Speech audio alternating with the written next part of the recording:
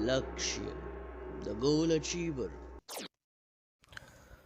नमस्कार, स्वागत है आपका आपके अपने YouTube चैनल लक्ष्य द गोल अचीवर में। मैं हूं सुधांशु तिवारी और हाजिर हूं आपके सामने एक नया सेशन लेकर। देखिए, आज काफ़ी लंबे अंतराल के बाद मैं आपके सामने एक सेशन लाया हूं, क्योंकि आप सभी को ज्ञात है कि आपकी परीक्षाएं द्वितीय सेमेस्टर की 3 दिनों में हो जाएंगी, 8, 9, 10 जनवरी को।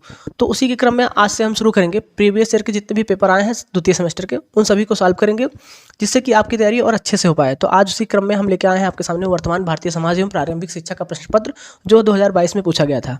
आज हम इसी को सॉल्व करेंगे। चलिए शुरू करते हैं। उससे पहले जो लोग चैनल पर नए हैं, चैनल को सब्सक्राइब कर लें और बेल आइकन को प्रेस कर लें, जिससे कि इस प्रकार की वीडियो जब भी चैनल पर आए तो आपके पास नोटिफिकेशन जाए और आप वीडियो को देख सकें। चलिए शुरू करते हैं।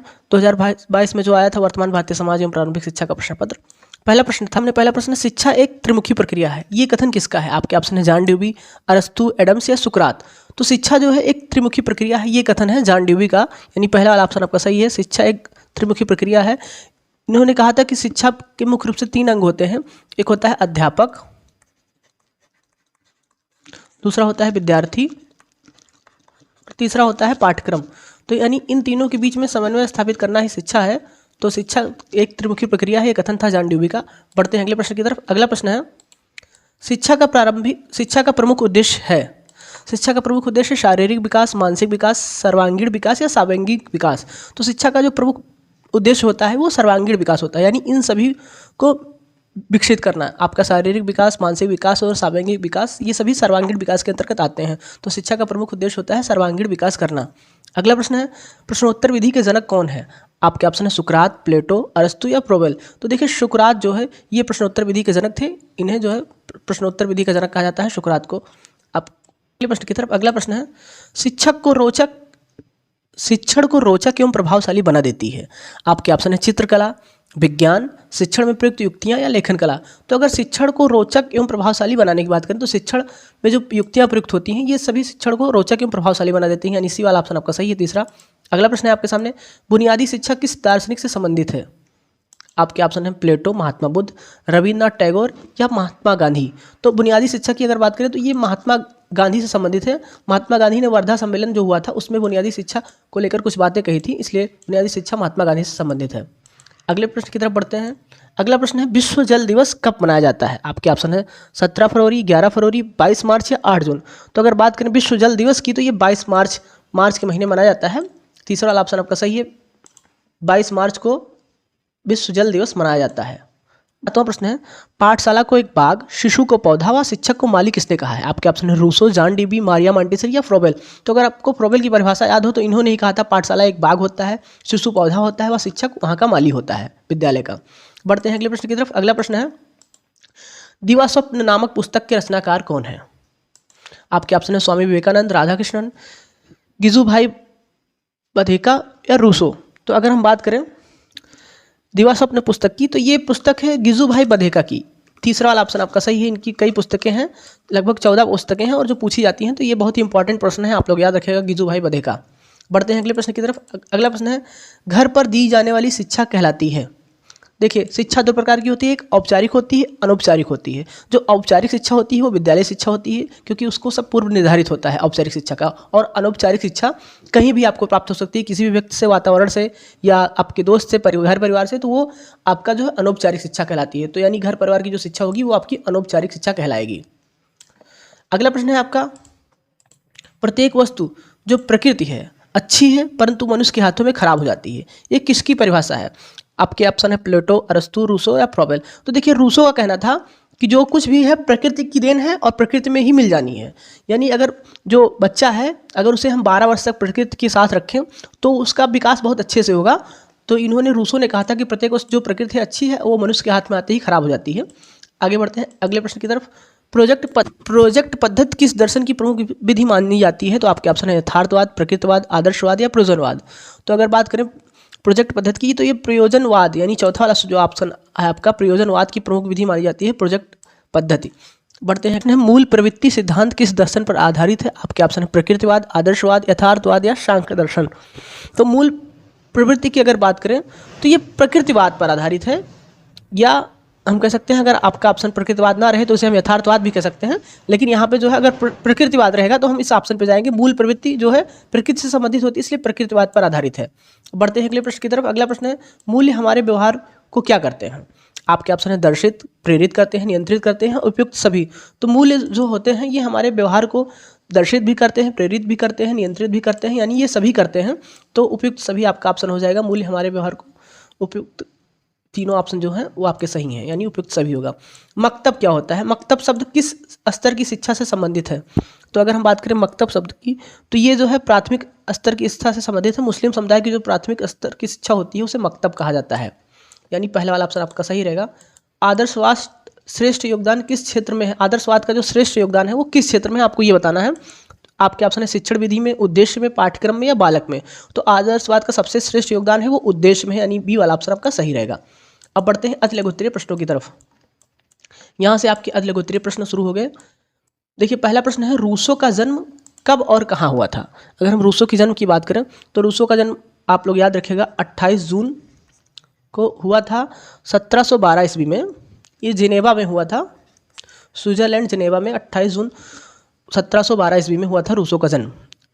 बढ़ते हैं, सत्यम शिवम सुंदरम किस दर्शन का आधार वाक्य है? प्रश्न है सत्यम शिवम सुंदरम ये किस दर्शन का आधार वाक्य है? तो 17वें प्रश्न का अगर हम उत्तर दें तो ये आदर्शवाद का आधार वाक्य सत्यम शिवम सुंदरम, यानी 17वां का आपका सही जवाब है आदर्शवाद का आधार वाक्य सत्यम शिवम सुंदरम। अगला प्रश्न है, वैश्विक तापमान से आप क्या समझते हैं? तो वैश्विक तापमान की बात करें तो प्रदूषण के कारण जो पृथ्वी का तापमान बढ़ता जा रहा है दिनों दिन, वही होता है वैश्विक तापमान, यानी लगातार हो रहे पृथ्वी के तापमान में वृद्धि को ही वैश्विक तापमान कहा जाता है। अब बात करते हैं मूल्य का क्या अर्थ है। देखिए मूल्य की अगर हम बात करें तो मूल्य का देखिए शाब्दिक अर्थ होता है उपयोगिता। ठीक है, उपयोगिता किसी चीज़ की कोई चीज़ या वस्तु का ऐसा गुण जिसके कारण वो महत्वपूर्ण हो जाए, उपयोगी हो जाए और सम्मानीय साबित हो जाए, वो उपयोगी कहलाती है, उसका मूल्य कहलाता है। यानी किसी व्यक्ति या वस्तु का ऐसा गुण जिसके कारण वह वस्तु उपयोगी, सम्मानीय एवं महत्वपूर्ण हो जाए, उसका मूल्य कहलाती है। उम्मीद करते हैं आपको समझ में आया होगा। अगर हम परिभाषा एक विद्वान की दें तो अर्बन की परिभाषा थी, मूल्य वह है जो मानव की इच्छाओं की तुष्टि करता है, यानी मानव की इच्छाओं की जो तुष्टि करता है वही मूल्य होता है। मानव की इच्छाओं की तुष्टि जो करे वही मूल्य है, और ये अर्बन की परिभाषा है।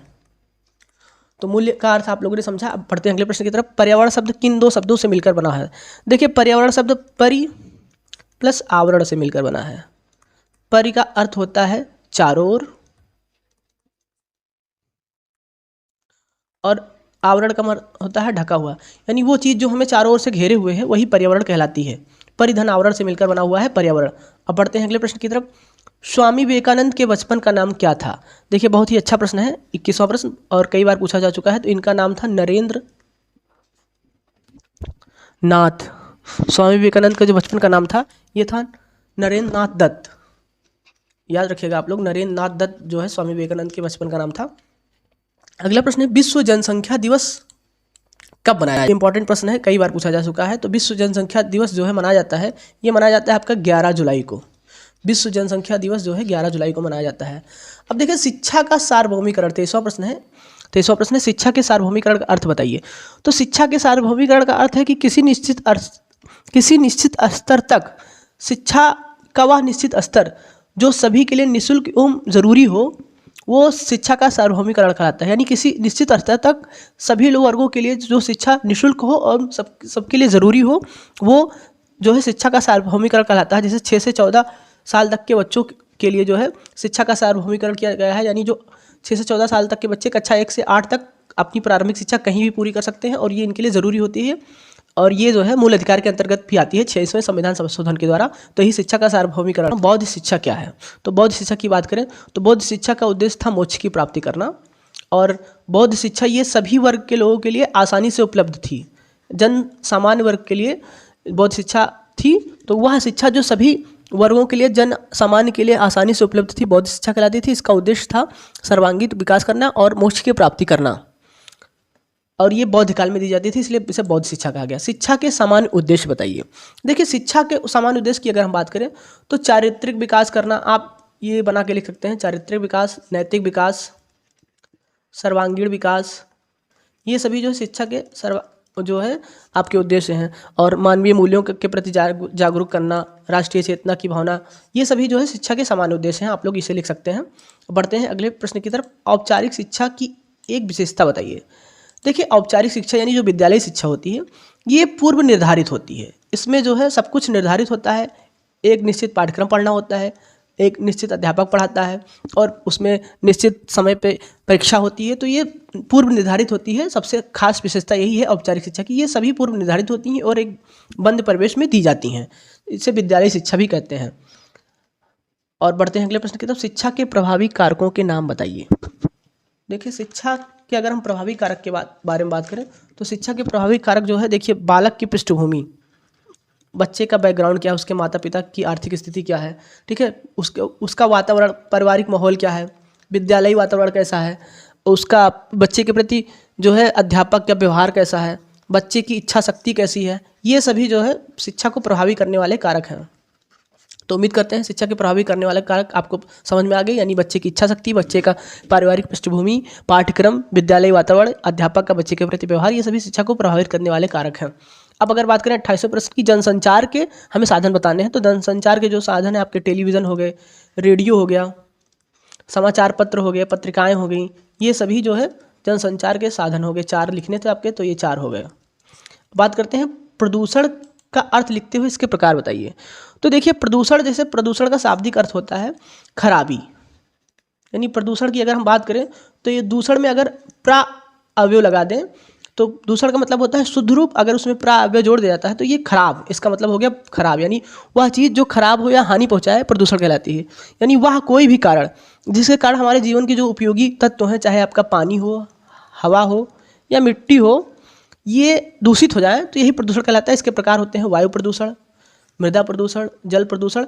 कुल मिला के 4 प्रदूषण आप मोटा मोटा यहाँ पे याद रख सकते हैं। वायु प्रदूषण, मृदा प्रदूषण, जल प्रदूषण और ध्वनि प्रदूषण। तो इस प्रकार से आप प्रदूषण के बारे में जान चुके। अब टैगोर को किस धारणा में विश्वास था? अगर हम बात करें टैगोर की तो इनको आदर्शवाद में विश्वास